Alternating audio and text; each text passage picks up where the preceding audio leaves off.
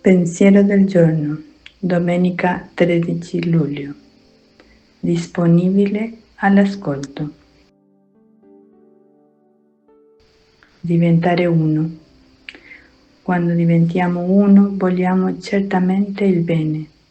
Per diventare uno è necessario essere vuoti di sé. Pensiamo solo all'altro. Inoltre non possiamo permetterci di pensare alle risposte da dare o alle azioni da compiere mentre amiamo ascoltando il nostro prossimo. Al contrario, dobbiamo svuotarci completamente per assumere tutti i pesi dell'altro, i suoi problemi, i suoi bisogni, esattamente come ha fatto Gesù.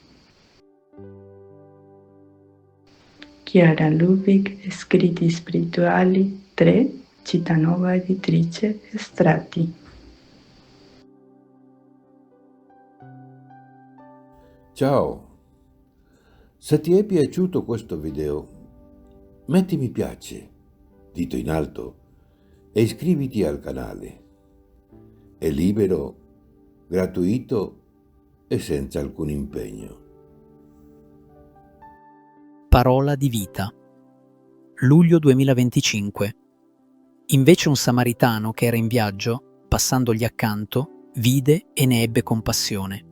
Vangelo di Luca, capitolo 10, versetto 33.